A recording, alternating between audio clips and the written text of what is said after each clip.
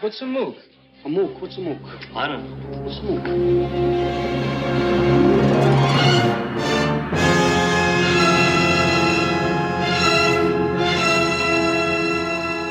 Let's get the ball rolling with this one. Young Frankenstein, you know. I was going to say that's a great place to start. Yeah. And, you know, I have a good little story about this because I think I was telling you a little bit about how my family didn't let me celebrate Halloween. And so, you know, we'd like shut out all the lights and pretend like we weren't home, and the trick-or-treaters would come by, but we'd just pretend we weren't there. And, you know, we'd sit around the dinner table with like a single candle burning and pretend we weren't home. So sometimes what we would do for Halloween instead, sort of in lieu of not being able to go out trick-or-treating, was we would rent movies and stuff. And this particular Halloween, I think it was just me and my dad. We were together. He went out and he came home and he was like, Kevin, I brought home a horror film for us to watch. And I was kind of surprised by this. I was like, wow, Dad, you brought home a horror film? But the movie that he brought home was Young Frankenstein. And that was my introduction to it. And so my dad's always been a big Mel Brooks fan, and he especially loves Marty Feldman fan, and like he loved Monty Python and stuff. But yeah, so that was like one of the guys that my dad really loves. So when he brought home when he was like, I brought home a horror movie. I had no idea what to expect from this, but I was just like, okay, it's this black and white movie. It's older. You know, I'm gonna sit down and I guess what's interesting is my dad would often bring home these older movies that I think, you know, he had loved from back in the day and wanted to share them with us. And to me, they were a little bit like, I wouldn't be initially interested in them. I'd be like, okay, here's like this black and white movie. Well, I'll sit through it and, you know, it'll be like some quality time with my dad. But then I really enjoyed it. It was hilarious. Yeah. And I was like, oh, it's got Gene Wilder in it. I recognized him, of course, from... Were you expecting an actual horror movie or like... I wasn't quite sure what to expect. Yeah. Well, yes, I was surprised that it was this... So he said, like, it's Young Frankenstein. And so I was like, okay, black and white, Frankenstein... I was kind of thinking like, I don't know, silent movie era type of monster movie. And I was not expecting it to be as much of a comedy as it was. Right. But I loved it. I thought it was hysterical. You must be Igor. No, it's pronounced Igor. But they told me it was Igor. Well, they were wrong then, weren't they? But I think what's interesting about it is it's made to look older than it actually is, right? That's the neat thing is, and honestly, I think I probably also saw Young Frankenstein before I ever saw any of the original Universal Studio Boris Karloff movies. But that's the idea is it's almost meant to continue from the Boris Karloff Frankenstein franchise as if it could just seamlessly be a continuation of it. And it's funny because in, I think it's the third Frankenstein movie, which would be Son of Frankenstein. It's the last one that has Boris Karloff, and there's even a young boy who's the son of Frankenstein, of Victor Frankenstein in the movie. And it's this boy who's got blonde curly hair, and you're like, well, that's fucking Gene Wilder right there. And it was almost like, is that supposed to be the Gene Wilder character? Was that almost something that Mel Brooks noticed? Because Mel Brooks definitely watched those first three Frankenstein movies. Every joke in Young Frankenstein is somewhat of a reference in those first three movies. Okay, gotcha. That would probably help me to, you know, have more appreciation for it as well. Even though it is still just hilarious in its form, like outright, it's still super funny, even if you don't get those references. I mean, obviously it was a horror comedy, but the fact that your dad kind of pitched it as a horror movie, was this kind of maybe the first time your dad brought home a horror movie to kind of be like, hey, we're going to watch this? Or was there anything you could think of before that? Yeah, that's the first that I can really think of. And I'm trying to remember how old I was at the time. I think I might have been like 13.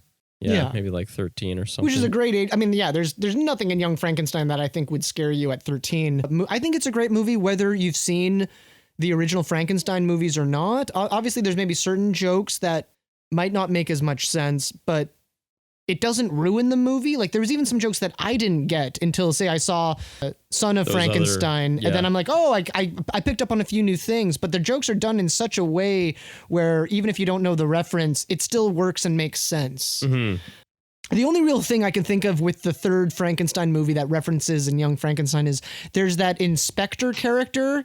He's that kind of guy who's got that really thick German accent that no one can understand, and he's got a fake arm that the Frankenstein tore off of him. Okay. And so he's kind of based on a character from the third movie. And then, there's some elements of him they got from Bride of Frankenstein, as well as the blind man when Frankenstein is being taken care of by a blind Gene Hackman. That's all from Bride of Frankenstein. And so these might seem almost like very random little sequences, but they're actually very much playing into the source material of the original Universal films. But yeah, I honestly think I watched Young Frankenstein before I saw any of these movies, and I loved it without even knowing any of the references. Yeah, how old were you probably when you saw Young Frankenstein? I want to say maybe like 7 or 8. Oh, maybe. Okay, so really young. Yeah. Yeah. Well, that's just it. It's very accessible for like a young kid, as well as when you're older and stuff. Like it almost doesn't matter what age you see it. There's a lot of other movies we'll probably talk about today, but in some ways, Young Frankenstein could almost maybe be regarded as like the most beloved and respected of the horror comedies. Almost like it kind of paved the way. There was stuff before, like Abbott and Costello Meet Frankenstein, and there were these kind of things. But Young Frankenstein was kind of bringing in like a new era of parodying this genre. Maybe a good segue to go from Young Frankenstein is this other movie I grew up with as a kid. And I almost kind of partner it up with Young Frankenstein because it's another movie with Gene Wilder, only there's no involvement with Mel Brooks. This was a movie that Gene Wilder wrote and directed and starred in. It's the movie that I was saying in our last podcast. I had a movie that reminded me a lot of kind of Clue. And it's a movie called Haunted Honeymoon. And it's set in the 20s. This is a Mel Brooks movie. It's a Gene Wilder movie. Oh, okay. But it's obviously he took a lot of the sensibilities from working with Mel Brooks over the years. It's not what you think. Ugh.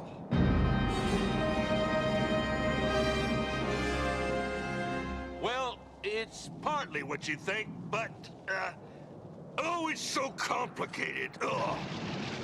It's like there's certain gags in Haunted Honeymoon that are reinvented gags from Young Frankenstein. Like, do you remember in Young Frankenstein the part where they're stealing the corpse? Need a hand? No thanks. Have one. Thanks very much, all the same. It's a gag where Frankenstein's arm is kind of sticking out of the coffin, and they can make it look like it's Gene Wilder's arm. It's a quick little gag, but they kind of redo that gag in Haunted Honeymoon, but with legs. Holy smokes. You mean the radio actor? Yeah, that's me. I was just going over my lines.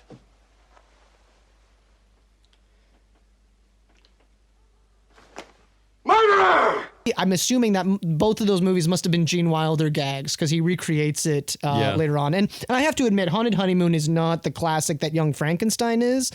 As a kid, I probably couldn't tell much of a difference, but I don't find Haunted Honeymoon to be nearly as good. But it does kind of involve mansion and a big dinner party, and there's a murder mystery, and one of the characters is secretly a werewolf that plays into the plot. But it's very atmospheric, and there's a lot of great things about this movie. Like, as far as horror comedies go, I think Haunted Honeymoon is a pretty decent one. If you haven't seen it, there's not too much else I really want to say. That might be worth checking out. I mean, I'm a fan of Gene Wilder, and I'd like to... Haunted Honeymoon. Haunted Honeymoon, yeah. It's kind of been become a bit of a forgotten film.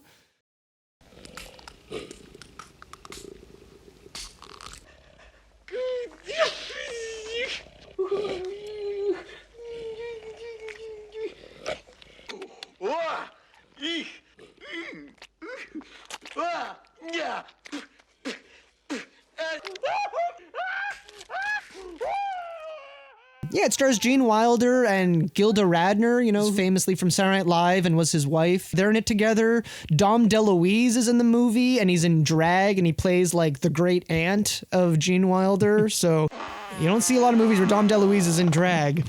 And are you familiar with Dom DeLuise much? Not a lot, no. He worked a lot with Mel Brooks. Give me the playback and watch me faggot.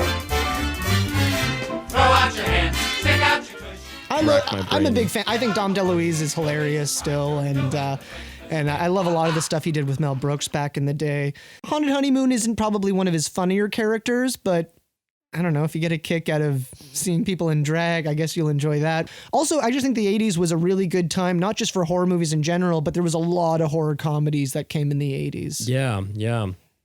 Well, that's often kind of the way that I think some of these horror comedies are, right? Is they're, leading into dark humor, and they're kind of things that'll make you like chuckle or smirk a little bit at, they're being clever or cheeky or a little bit edgy or whatever. I mean, that's where Young Frankenstein, it actually really succeeds at being kind of this spooky movie, but also being quite hysterically funny,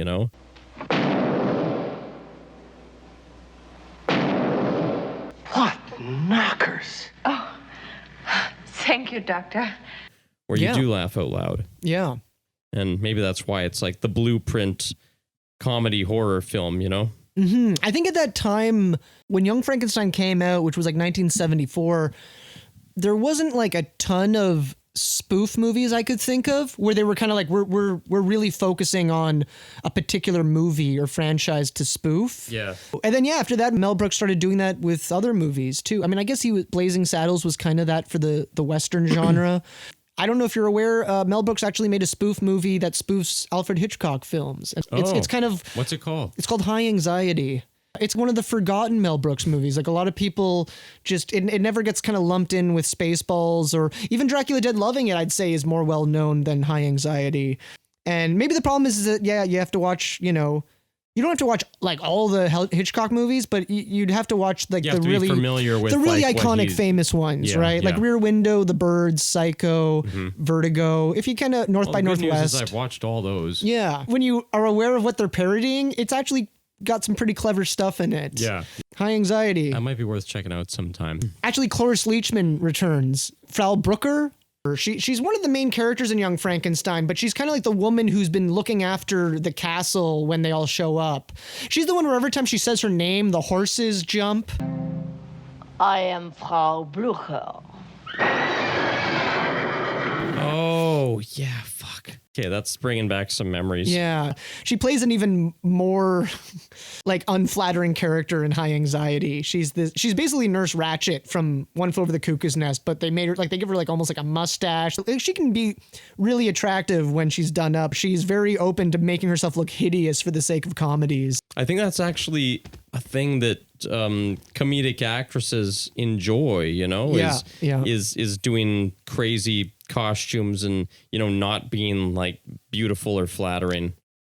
Yeah. Dracula Dead and Loving It. Yeah, so I didn't actually see this movie, but this is something that somebody had mentioned to me recently, and I was like, well, frick, I love Leslie Nielsen comedies. Like, I'd probably enjoy this. So I have to watch it, but you're familiar with it, hey? Yeah, obviously it gets compared a lot to Young Frankenstein because this was sort of Mel Brooks's follow-up in many ways.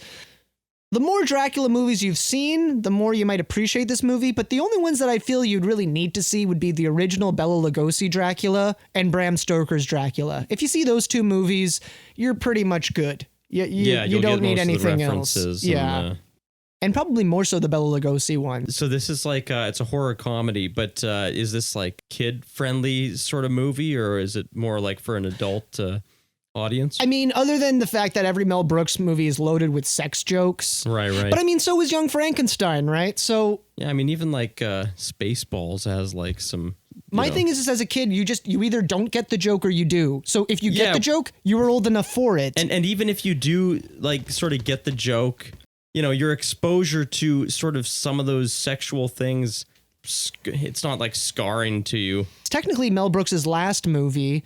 And I think because it was the 90s sensibility, he probably did go a little bit raunchier than Young Frankenstein, just because he was trying to keep up with the times he was competing with 90s comedies of the era. So it might have been a little bit more heavy on the sex jokes. Also, Dracula is just a more sexual, there's more things to sexualize with Dracula than Frankenstein. Right. Yeah. And the humor might not even be particularly that dark. No. There's one sequence that has a lot of fake blood, but it's so cartoony. It's not like disturbing. Yeah. I don't think that would even freak out any kids. This was like a movie that they would air on television a lot in the 90s. I remembered. Again, some people just like to rip on this movie because I think they want to compare it to Young Frankenstein, that is so kind of honored in the horror comedy genre. Yeah, sort of untouchable in a way, you know? But maybe as a whole, Young Frankenstein is better, but there's so many memorable moments in Dracula Dead and Loving It that it's definitely worth watching. Yeah, I still got it. And I won't ruin any of the jokes. They're jokes that just seem so obvious when you're familiar with the Dracula movies, but until you see them in Dracula Dead and Loving It, you're like, why didn't I think of that? Master! Master! Renfield, look at me. I'm drinking wine and eating chicken. Master, what are you doing out in the daytime? Relax, Renfield. I am cured. No, you're not. Look. I've got to get back to my cabin.